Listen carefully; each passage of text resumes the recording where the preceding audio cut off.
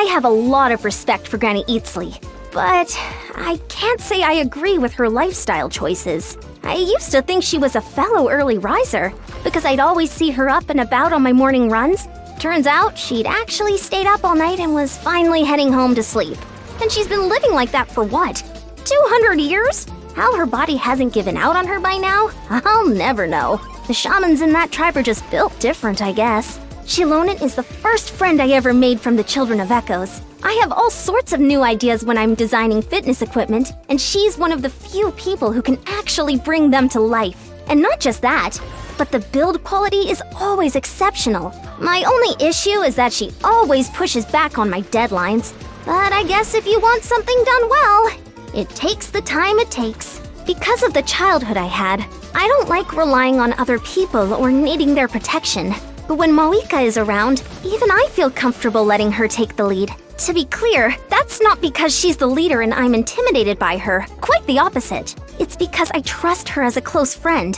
Following her just feels right. Almost instinctive, like moving towards the light when you're surrounded by darkness. Kinich always does a great job whenever I need someone to handpick the best fruit from Varesa's orchard. Working with him would be a joy, if it weren't for that little monster he hangs around with. He says the nastiest things. Someone really needs to teach him some manners. I'd very happily do that myself, of course. I'm sure one of my training programs would whip a How into shape. And in fact, I've offered that to Kinich before, but he turned me down. I guess he has his own way of keeping a How in line. Ah, Varesa. She's my star student, my pride and joy. I hope she hasn't made a bad impression on you.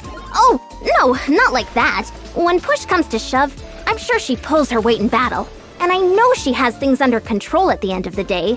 It's just, she can be a little too relaxed, you know? I feel like if I'm not there constantly pushing her to stay focused, she'll lose all sense of time and treat every day like she's on vacation. Leave the house to run an errand, but then saunter along without a care in the world, letting herself get distracted by every morsel of food she passes along the way. Once in a while, that's fine, but you can't live like that when you're out adventuring and the stakes are so high. Anyway, I've told her all this before, so hopefully I've gotten through to her by now.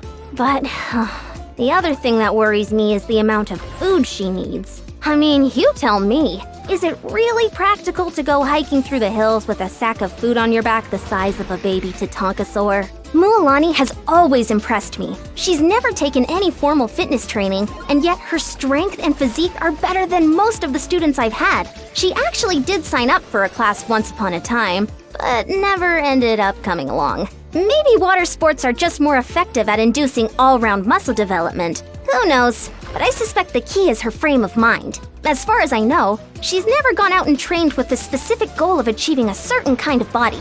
Kachina's a very special student, mostly because of the sheer number of classes she's attended over the years. So many times, I've watched her nervously walk into the stadium, only to leave later looking crushed and defeated. Then she comes to find me to apologize for her poor performance. Although honestly, I feel like I've failed her by not delivering on the promises I make in my advertising.